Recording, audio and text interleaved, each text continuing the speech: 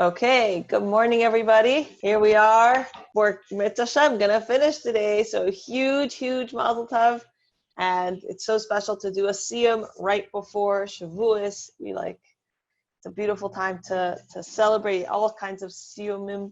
First of all, the siyum to this galus. It should be the end of it, and we completed everything we needed to do, and then we'll have Shavuos in Yerushalayim. We'll all listen to the Aseret Divrei straight, and it's going to be so beautiful and amazing. So I'm very excited to do that, and how much more so we're living through this siyum right now in our Maamer. So I wanted to do a quick recap. Baruch Hashem, the Maamer is very short, so it's just very powerful. How we started with the comparison of two stories, one of Yeshua and one of Moshe. Moshe chose, or the people begged Moshe to send spies. Moshe then asked Hashem. Hashem said, if you're going to send spies, it's all on your own, buddies. So send it, not exact quote of the Abisher, but it's not, I didn't command you, go on your own accord. In the end, Moshe did send spies. The spies decided to survey the entire land. So those are two of the things that are different. Meanwhile, with Yeshua was commanded by Hashem to send spies.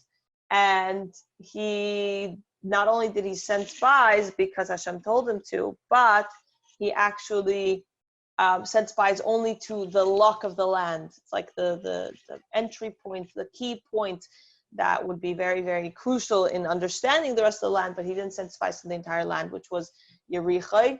In our Maamer, then we understood, the Rebbe explained that we are meant to take lessons in every single part of Torah, even though, the outcome, let's say, for Moshe wasn't exactly the greatest. The spies came back downhearted, and they put the entire Bnei Israel downhearted, and it caused a big issue, and then we ended up spending 40 years paying for it. So as much as it wasn't the most positive story, the fact that it's written in the Torah means that there's a lesson for us to learn. And so therefore, the Rebbe started his base, the second chapter, by giving us what does this mean in regards to our personal lives right here, right now. This is not just a story the way back when. Torah, Milash, and Hayra, everything in Torah is a lesson to us. What's the lesson we can learn? So then we went and explained that the concept of the land, the full entire extent of the land, is representative of our seven emotions, right? So now we know them quite well. We've been working on them throughout Sphira, counting Sphira.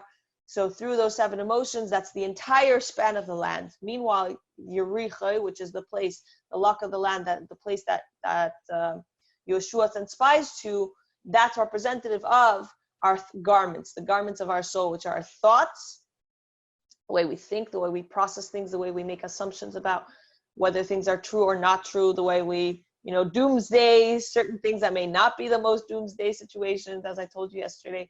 The second was speech, how we speak to others, and primarily how we speak to ourselves, the way we treat ourselves for the good and for the not so good. And action, the actual, what we actually choose to do with our time. So all three of those things are representative by this concept of Yericho. So now that we know that, let's re-understand the story. What does that mean? It means that Yeshua sent spies. He sent us to go and see and really conquer and kind of like survey the land, see what's going on with our thought, speech, and our action. And that's one of the reasons I gave this challenge a few days ago, to take the day and say, 1 second, how are my thoughts, speech, and action? How are my thoughts, speech, how am I talking to myself? How am I processing things? Am I really processing them the right way? And when you're spying, so to speak, you're surveying the land on your thoughts, your speech, and action, you become a lot more aware, and then you're able to make proper decisions with them. If we don't realize that we're having negative self-talk, or we're having, if we don't realize that we're going down this dark hole of negativity in our thought process, so then we don't know how to even start to change. So the first thing is to spy that land, so to speak, to go and take a look and go get into it. So then we discussed the difference between a Beinani and a Tzaddik, right? So a Beinani is someone who has full and absolute capabilities to fully control all three garments. So all of us fit within that category. We are all in the level where we can reach Beinani, so therefore it is within our power. It's not we can't walk around and say, I'm putter because like I just can't fix the way I speak. I say not nice things, or I snap at people, or I don't even think about sensitively how people will receive the words, and that's just me. It just is who I am. It is what it is, and pick up our hands and say, whatever. No. Each and every one of us is within the level of reaching this Beinani status. And so therefore, each and every one of us, just like we can hold ourselves back from sneezing in front of someone's face, just like, or we can hold ourselves back from screaming at the top of our lungs when we get really bad news in the middle of Kingston or in the middle of 770. We can hold ourselves back. So too, we can have full self-control over everything else, including our thoughts. Our thoughts is a very, very key part of this, as much as we know that we cannot stop our thoughts, and many other, mindsets in the world, or religions, or whatever we want to call it, they work very hard to stop thoughts, to clear their mind fully. In Torah, we know that that's not a goal that we should work towards. In reality, we should choose what thoughts go in to make sure that we're having the right thoughts through this constant going, thing called our brain. Our brain is always going. Question is, what is it going on? So that is a very crucial part of this. And then we said, okay, so being that we should work really hard in our garments of our soul, but in reality, we're only getting second pickings. Like the real ideal would be if we could work on our emotions. That is a level of a tzaddik. But we're not level of tzaddik, and so therefore, whatever, we get the droppings. Only thought, speech, and action. And then the Rebbe comes and he brings in this beautiful chiddush that it's not an only thought, speech, and action. In reality, the garments of your soul, these thoughts, speech, and action, can raise you up even higher. They can actually put you in a higher place. Just like the video that we showed yesterday, this man, a homeless man, was dressing according to where he felt inside. And he was portraying himself outwardly according to what he felt inside. And in reality, all it took was for him to change his garments, so to speak. They changed his garments, and they gave him a new, refreshed look, which seemingly is an external piece. It doesn't really make a difference. What difference does it make if you wear a suit or a dirty jacket? But in reality, just by changing those garments, it actually lifted him up internally as well. So not only do we have this incredible achrayus to work on our thought, speech, and action, because that's on the level of Beinani, but the truth is that we could even work on our emotions. We could work towards fixing our emotions. And it is, that's what we're doing now. We're counting Sphira. We're working on our Chesed and our Gevurah and our Tiferes, Netzach, Chod, Yesod, and Malchus. And we're literally working on them. So we are doing that. But we can't have unrealistic expectations that we're going to conquer them. We can conquer our thought, speech, and action. That's within our level. We are able to spend our entire day. Many of you might be like, what? But we can. We do have the power to spend our entire day, the full extent of our day. We have the power to choose to do the right things, to choose to say the right words, both to others and to ourselves. And we do have the power to choose our mindset and our thoughts. Okay, so we need to make sure that we're doing the right things, we're making the right choices, we are saying the right things both to others and to ourselves, and that we're having the right mindset, like the right train of thought. That's what I was trying to say. Okay, we're going and we're thinking the right way, right? So we have that ability. We also have the ability to work on our emotions. One we can conquer, one we should try to conquer, we should work on towards conquering, but it's not expected of us to such an extent. That's the level of a Beinani.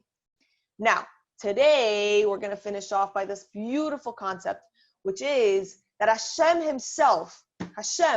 takes himself And he puts himself in Torah and mitzvahs, which means he puts himself in this Maamer. And the moment we connect by learning this Maamer, we are actually internalizing the viewpoint and the mindset of Hashem. So the more we start to think the way the Chassidus teaches us, the more we start to think the way that Torah teaches us, we're actually intaking that mindset, that Hashem's perspective, and living with it, right? So that I say this every time, our logo, the Hashem glasses, is that when we learn Chassidus, when we learn Torah, when we internalize these things, we're able to see the world through Hashem glasses. And essentially, it shouldn't be glasses that you put on. Essentially, it should end up being, a full eye, switch over, and that we'll be able to see it without even having to put those glasses on per se. But for the time being, which we're working on, is that we should change. We should learn. The more we learn, the more we put on the garments that Hashem gives us, which are Torah and mitzvahs, the more we do these things, the more we make the actions to do the right thing. And again, it doesn't mean be a parish and live in a mountain and only learn and daven and only learn and daven and only learn and daven and don't eat, don't sleep, don't relate to anybody else. No. The Eibusher put us in this world with a mission, and that mission is to elevate the world. So for us to go and be good Yidden, for us to do the right thing, and in our work, with our families, in our day-to-day life, even in those times when it isn't necessarily cookie cutter, you're sitting down listening to a Maamer Shiur, but you're doing your job to the most honest and best of your abilities, that is doing something of Kedusha. That is being a Yid. And it's very interesting because it's part of one of the footnotes in our book talks about this businessman who, in the Alter Rebbe's times, there was a businessman, and when he passed away, the Alter Rebbe could tell that the businessman was ushered straight into Gan Eden. And the Alter Rebbe was a bit confused. It's just the businessman, so to speak. I mean, I'm sure the Alter Rebbe would never say such a thing, but I'm saying he was caught off guard by how quickly this man was ushered into Gan Eden. And it explains in the story that later on the Alter Rebbe realized, why was this man ushered into Gan Eden? He was a businessman. But as a businessman, he was very well versed in Torah, and he was very well versed in Mishnah. And every single moment of his day, when he wasn't busy with business, he was busy reviewing his Mishnayos, and he was busy reviewing his whatever Torah he knew. And he even, to the point that he thought about it in his mind, and he said the words when he was able to. And so this person, which seemingly wasn't coming from such a high level, his neshama wasn't necessarily in the highest, he didn't work on his emotions and all of these different things. I mean, I'm sure he did, but I'm saying he wasn't on such a high level, so to speak, to go straight into Gan Eden. But the fact is that he wore the levushim, he wore the garments of someone who would do such a thing.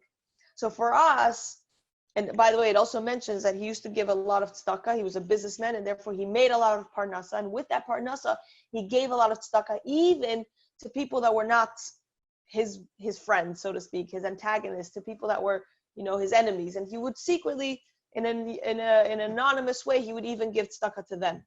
So again, this person wore the levushim of someone who from a very high stature, and we can do that too, even if we're slowly working on ourselves. And again, this about me, the word perfect is it's a bad word in my dictionary. So it's not about being perfect.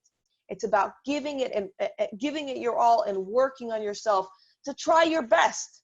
Try your best, that you use your time wisely. When you're at work, you're honestly at work. You're not just checking your phone and doing something else. When you're off of work, you're honestly, making the effort to do things that make you proud, that make Hashem proud, that make the Rebbe proud. Right? So all these things are crucial. And with that, let's finish our Maamer. Last page. So now we're going to read, I'm going to start in the last paragraph on page 36 in our Maamer. Conversely, right? So on the one hand, we said that somebody who who wears garments that are higher than this person, the garments come from a higher source, so therefore it raises that person up, right? So too here.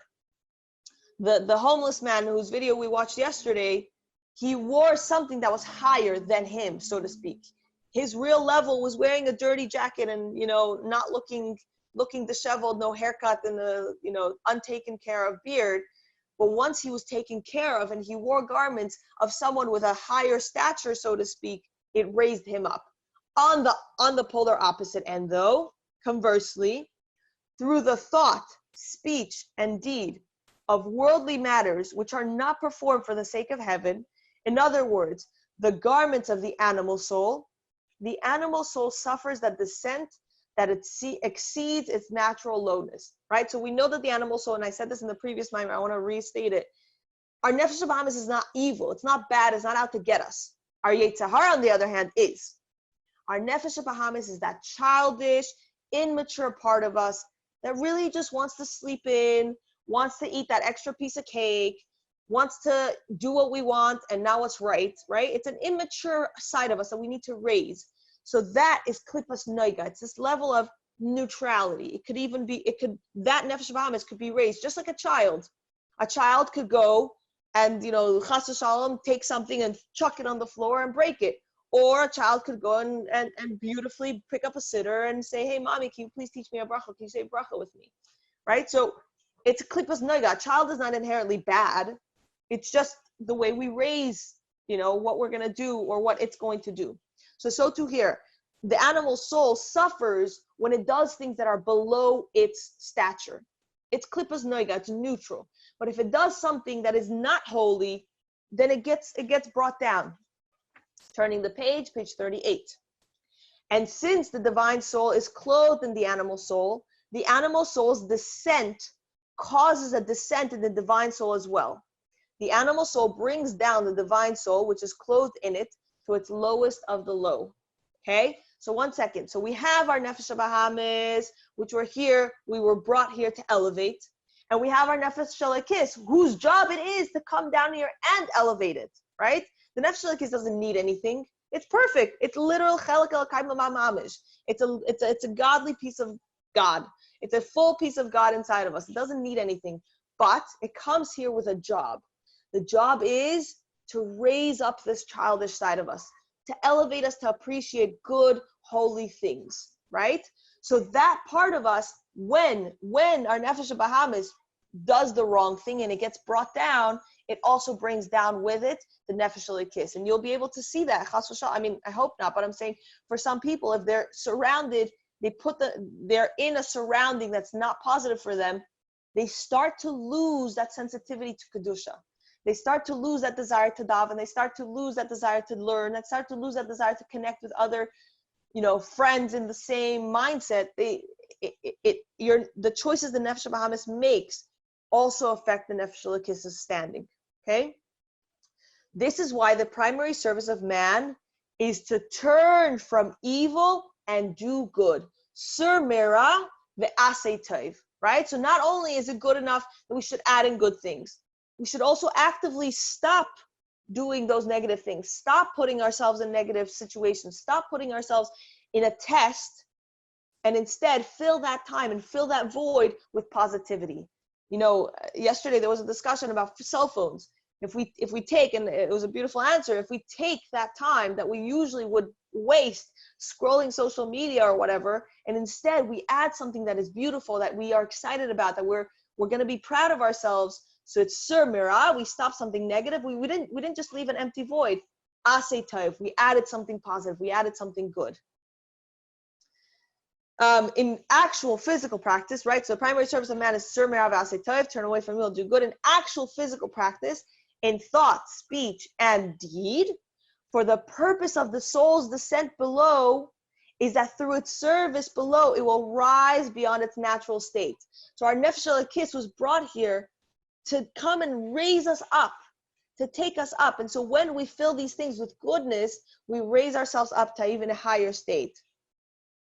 And this elevation occurs only through the service of the garments, thought, speech, and deed, much like the effect of the garments in the literal sense, which add beauty and splendor to the person that wears them. Just like if we choose to wear beautiful clothing, we will feel internally, wow, it'll raise us up to a nice place. So too here, when we choose to do the right things, when we choose to think the right things, when you choose to put the right mindset in your mind, it also elevates you to a much higher place.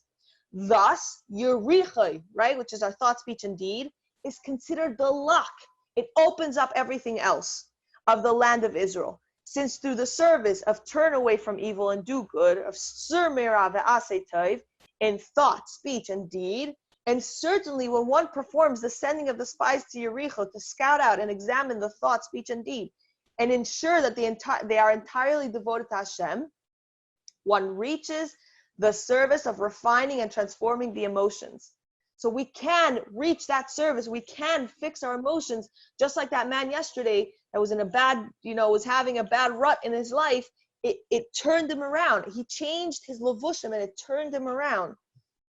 In other words, the conquest of the land of the 7 nations, and even further, the Lord your God will expand your borders, meaning not only by changing your thought, speech, and deed, not only will you affect your emotions, but also it'll go even further than that, referring to the conquest of the land of Keni, Knizi, and Kadmaini, right, which are representative of our Chachma, Bina, and Das. We can even, it's a whole different discussion what that even means, but it can reach not just the level of your emotions, that you can feel better, you can feel more adequate and more emotionally boosted, but you can also start to change your mindset in a full extent, not just the thoughts in your mind, but really the process of your mindset.